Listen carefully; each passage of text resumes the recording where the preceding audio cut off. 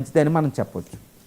ఇక ఆంధ్రప్రదేశ్ కోస్తా తీరం వెంబడి ఈ మోందా తుఫాన్ ఎఫెక్ట్ స్పష్టంగా కనిపిస్తోంది. ముఖ్యంగా ఈ తీరం దాటే కాకినాడ మచిలీపట్నం మధ్య సముద్రం అల్లకల్లోలంగా ఉన్న పరిస్థితి. ఇప్పటికే ప్రభుత్వం అందరినీ కూడా అలర్ట్ చేసింది. ప్రభుత్వం తీసుకోవాల్సిన చర్యలు తీసుకుంటోంది. ప్రజలు కూడా అప్రమత్తంగా ఉండాలి అని చెప్పి ప్రభుత్వం మెసేజెస్ పంపిస్తోన్న పరిస్థితి. ప్రజెంట్ సిచ్యువేషన్ ఎలా ఉంది? ఈ తుఫాన్ ఎఫెక్ట్ ఎంతవరకు ఉండవచ్చు? ఏం చెప్తారు ఎంజీరావు గారు? ఎస్ అండి, ఇప్పుడు కాకినాడ మచిలీపట్నం మధ్యలో అంటే ఒడిశా కోస్ట్ నుండి ఇటు సుమారు ఆల్మోస్ట్ విజయవాడ వరకే, అంటే మొత్తం ఆంధ్ర కోస్ట్ 940 కిలోమీటర్ల పొడవున్న ఆంధ్ర తీరం ఉనికిపోతుందన్నమాట. సిగురుటాకులాగా ఉనికిపోతుంది అంటారు. ఈ మొంతా తుఫాను ఇప్పుడు 17 కిలోమీటర్ల స్పీడుతో ఈ కోస్తా తీరం వైపు పయనిస్తుంది. 17 కిలోమీటర్లు అండి. ఇక్కడ తుఫాన్ అంటే ఇట్స్ అ డీప్ మెకానిజం, చాలా కష్టంగా ఉంటుంది, సంక్లిష్టంగా అర్థం చేసుకోవడం కష్టం. అది మూవ్ అయ్యేది 17 కిలోమీటర్ల స్పీడే. కానీ ఈ తుఫాను రౌండ్ అంటే సుమారు 100 నుండి 200 చదరపు కిలోమీటర్లు ఉన్న ఈ తుఫాను ఈ రింగ్ లేగా తిరిగేది ఆ లోపల వాయువుల స్పీడు 150 కిలోమీటర్ల దాకా ఉంటుంది. గంటకి 150 కిలోమీటర్ల వేగంతో లోపల గాల్లోనే ఒకసారి మించిపోద్దు కూడా, గంటకి మారిపోతూ ఉంటుంది. కానీ అది మూవ్ అయ్యేది మాత్రం 17 కిలోమీటర్ల స్పీడ్తో కోస్తా తీరం వైపు వస్తుంది. ఈరోజు రాత్రికి ఏదో ఒక సమయంలో కాకినాడ మచిలీపట్నం దగ్గర అది తీరం దాటబోతుంది. అంటే సముద్రం నుండి భూమిపైకి రాబోతుంది. సముద్రంపై ఉన్నంత వరకే సైక్లోన్కి శక్తి. ఎందుకంటే నీటి ఆవిరి మన మోటార్ సైకిల్లో ఇంధనం పెట్రోల్ వచ్చినట్టు ఈ నీటి ఆవిరి ప్రవహించేంత వరకే దాని శక్తి ఉంటుంది. వన్స్ అది ల్యాండ్ మీదకి వచ్చేస్తే, భూమి మీదకి వచ్చేస్తే ఈ శక్తి పెట్రోల్ డిస్కనెక్ట్ అయిపోతుంది అనమాట.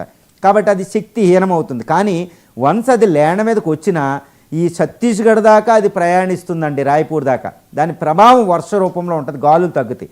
ఇక్కడ ముఖ్యంగా గమనించవలసింది ఏంటంటే ఈ యొక్క ఈ మొంతా తుఫాను ఇప్పుడున్న దాని యొక్క తీవ్రత దృష్ట్యా తీవ్రమైన తుఫానుగా ఉంది. కాబట్టి ఇది తీరం దాటేటప్పుడు 100 అణుబాంబుల శక్తి రిలీజ్ అవుతుందండి. ఇది సైక్లోన్ అనమాట. ఫార్చునేట్లీ ఏంటంటే ఈ ప్రకృతిలో ఒక తుఫాన్ అనేది చాలా మంచి చేస్తుందండి. మనకి వరదలు రావడం, తుఫాను వల్ల జరిగేది ఏంటంటే తీవ్రమైన వర్షం, వరదలు, అదేవిధంగా ఉప్పెన్ లాంటివి, స్టామ్ సర్జ్ అంటారు, గాలులు, ఈ 4 రకాలు వస్తాయి. కానీ తుఫాన్ ఏంటంటే ప్రపంచం మీద ధ్రువ ప్రాంతాలకి భూమధ్య రేఖ మధ్య తీవ్రమైన ఈ బ్యాలెన్స్ చేస్తూ ఉంటుంది. చూడండి, మనకి జ్వరం వచ్చినట్టే, భూమికి జ్వరం వస్తే తుఫాను, ఆ తుఫాను బ్యాలెన్స్ చేస్తుంది టెంపరేచర్ అనమాట తుఫాను. ఇప్పుడు ఈ తుఫాను ఈ భూమిపైకి తీరం దాటేటప్పుడు శక్తి ఎంత రిలీజ్ అవుతుందంటే 100 అణుబాంబుల శక్తి రిలీజ్ అవుతుంది. కాకపోతే అది పూర్ ఇంజిన్ కాబట్టి అది ఎక్కువ మొత్తం డిస్పర్స్ అయ్యి ఆ శక్తి అంతా ఒకే చోట రాదు, డిస్పర్స్ అయిపోతుంది అనమాట. ఇంత శక్తి రిలీజ్ అవుతుంది. ముఖ్యంగా ఇది తీరం దాటేటప్పుడు ప్రజలు చాలా అప్రమత్తతో ఉండాలి. ఈ అప్రమత్తత ఎలా ఉండాలంటే ఇప్పుడు వాతావరణ పరిశోధన ఇవి తర్వాత ఏపీ డిజాస్టర్ మేనేజ్మెంట్ అథారిటీలు చాలా చెప్తున్నాయి, కానీ అది అర్థం అవ్వదు ప్రజలకి. ఇక్కడ ఒక విషయాన్ని నేను చెప్తానండి. ఇది తీరం దాటేటప్పుడు, తీరం దాటడం అనేది సుమారు ఎంత సమయం ఉంటుందంటే 4-5 గంటల సమయం ఇది తీరం దాటుతుంది. ఫస్ట్ ఏంటంటే ఈ స్ట్రక్చర్ చూస్తే ఈ మధ్యలో ఉంటుంది ఐ వాల్ అంటారు, ఇది సైక్లోన్ ఐ అంటారు. కన్ను భాగంలో ఉంటుంది, కన్ను భాగంలాగా ఇది సుమారు 3 నుంచి 7 కిలోమీటర్ల చదరపు వైశాల్యం కలిగి ఉంటుంది అనమాట, ఒక స్క్వేర్ లాగా. ఇక్కడ ఏంటంటే చాలా అసలు సుపానే లేనట్టు ఉంటుంది, మేఘాలు కూడా ఉండవు. అక్కడ ఏంటంటే గాలి కిందకు వస్తుంది కాబట్టి సబ్సిడెన్స్ అవుద్ది, సింకింగ్ అంటారు. అది చాలా ప్రశాంతంగా ఉంటుంది.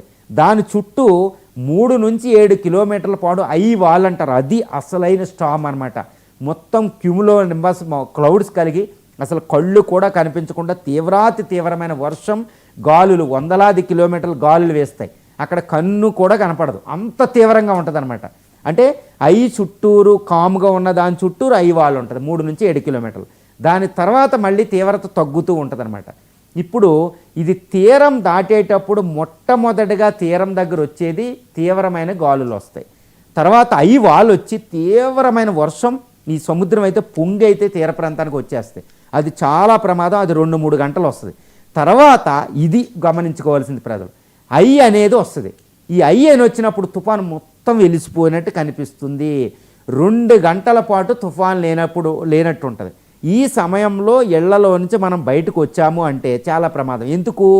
ఈ 2 గంటల ఈ మధ్య వ్యవధి అనేది మళ్ళా తీవ్రంగా వస్తుంది అనమాట. అంతకుముందు వచ్చినంత తీవ్రంగా మళ్ళీ చూడండి అయ్యి తర్వాత మళ్ళీ ఐవాల్ ఉంటుంది కదా, మళ్ళీ ఇది వస్తుంది సర్కిల్, వెంటనే మళ్ళీ తీవ్రమైన వందలాది కిలోమీటర్ల వేగంతో గాలులు అయ్యి వస్తాయి. కాబట్టి ప్రజలు ఈ తుఫాను మధ్యలో వచ్చే ఈ కామ్నెస్, మధ్యలో వచ్చే ఈ రిలీఫ్ని గుడ్డిగా నమ్మి బయటికి రాకూడదు. మధ్యలో 2 గంటలు రిలీఫ్ వచ్చి మళ్ళీ తుఫాను మొదలవుద్ది అనమాట. కాబట్టి చాలా జాగ్రత్తగా మధ్యలో వచ్చే కామ్లో బయటికి రాకూడదు. ఇది చాలా జాగ్రత్తగా చెప్తారండి, మీ భాషలో చెప్తున్నా, ఇది చాలా టెక్నికల్ మ్యాటర్ అనమాట. చాలా జాగ్రత్తగా ఉండాలి. ఈ తుఫాను మధ్యలో తుఫాన్ అంతా వెలిసిపోయింది అని 2 గంటలు ఉంటుంది. ఈ 2 గంటల పొరపాటు కూడా బయటికి రాకూడదు, లోపలే ఉండాలి. ఎందుకంటే మళ్ళీ తుఫాను మొదలవుద్ది, మళ్ళీ 3-4 గంటలు ఉంటుంది అనమాట. ఈ విధంగా 7-8 గంటల పాటు తీరం దాటడం ఉంటుంది. ముఖ్యంగా ఇది తీరం దాటే ప్రాంతంలో అటు 50 కిలోమీటర్లు ఇటు 50 కిలోమీటర్లు దాని తీవ్రత ఉంటుంది. అక్కడ ఉప్పెనలాగా సర్జ్ అంటారు, స్టామ్ సర్జ్ అంటే ఈ గాలులు, అదేవిధంగా వర్షాలు, అదేవిధంగా చెట్లు కూలిపోవడం, ఇవి కాదండి అసలైన నష్టం. వరదలు, తుఫాను వల్ల కలిగే అతిపెద్ద ప్రమాదం ఏంటంటే తీర ప్రాంతంలో స్టామ్ సర్జ్ అంటారు. ఈ స్టామ్ సర్జ్ అంటే ఇది అంటే సముద్ర కెరటాలు పొంగి ఒక సునామీలాగా ముంచెత్తి అనమాట. చూడండి, దివిసీమ దగ్గర 70 కిలోమీటర్ల లోపల దాకా వచ్చిన కెరటాలు. ఇప్పుడు పౌర్ణమి దగ్గరలో ఉంది, 5వ తారీఖు పౌర్ణమి అంటే ఈరోజు, అంటే పౌర్ణమి దగ్గర పడుతుందంటే ఆటుపోటులు ఎక్కువ ఉంటాయి. కాబట్టి సముద్ర కెరటాలు ఎక్కువ వచ్చే అవకాశం ఈరోజు ఈస్ట్ గోదావరిలో ఉంది. గాలులు తీవ్రతగా ఉండదు. అంటే అమావాస్య పౌర్ణమిలకి ఈ సముద్రం పొంగడం అనేది ఎక్కువ ఉంటుంది అనమాట. ఇదేదో మూఢనమ్మకం కాదండి, అట్రాక్షనల్ ఫోర్స్ అది. మూన్ అట్రాక్షన్, సన్ అట్రాక్షనల్ ఫోర్సెస్, అది గురుత్వాకర్షణ శక్తి వల్ల వస్తుంది.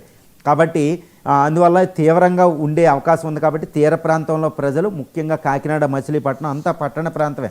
మనకి పైన శ్రీకాకుళం నుంచి ఇక్కడ నెల్లూరు తడా వరకు, అంటే ఇచ్చాపురం టు తడా మొత్తం అర్బన్ ఏరియా ఉంటుంది. అటు వైజాగ్, భోగాపురం నుంచి కింద చూస్తే కాకినాడ, రాజమండ్రి, ఏలూరు, ఈ పట్టణాలు, విజయవాడ, నెల్లూరు వరకే.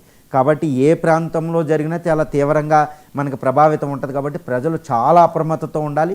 ముఖ్యంగా ఇక్కడ నేను చెప్పే ఒక జాగ్రత్త ఏంటంటే, ప్రతి వాళ్ళు కూడా వాతావరణ ఐఎండి, ఇండియన్ మెట్రలాజికల్ డిపార్ట్మెంట్ వాతావరణ శాఖ జారీ చేసే హెచ్చరికలను చాలా జాగ్రత్తగా ఫాలో అవ్వాలి. ఒకప్పుడు చంద్రబాబు నాయుడు గారు మొట్టమొదటి అధికారంలోకి రాగానే 2014లో హుదూద్ తుఫాను డైరెక్ట్గా వైజాగ్ని అటాక్ చేసినప్పుడు ఆయన వార్ రూమ్లో కూర్చుని ఆ హుదూద్ తుఫాను వైజాగ్లో ఒక్కళ్ళు కూడా చనిపోకుండా మేనేజ్ చేశారు. ఎందుకంటే ప్రజల మాట విన్నారు, ఆయన మాట. ఇప్పుడు కూడా చాలా జాగ్రత్తగా డిప్యూటీ సీఎం నుంచి అందరూ చాలా జాగ్రత్తగా ఉన్నారంటే ఇక్కడ చాలా జాగ్రత్త కలెక్టర్లు ఉంటారు. ప్రతి ప్రజలు ఇప్పుడు మొబైల్ ఉంది కాబట్టి మెసేజ్లు చూసుకోవాలి. ఇండియన్ మెట్రో వాతావరణ పరిశోధన శాఖ, ఏపీ SMDA, ఇది స్టేట్ డిజాస్టర్ మేనేజ్మెంట్ అథారిటీ, వీళ్ళు ఇచ్చే సూచనలు తూచా తప్పకుండా ఫాలో అవ్వాలి. మనం తోపులు అనుకుని మధ్యలో గ్యాప్లో బయటకు వచ్చారా బుక్ అయిపోతారు. చాలా జాగ్రత్తగా ఉండాలి తీర ప్రాంత ప్రజలు. Right, thank you so much అండి. ఎంజీ రావు గారు చాలా అంశాలకు సంబంధించి చాలా డీటెయిల్డ్గా, క్లియర్గా విశ్లేషణ అందించినందుకు.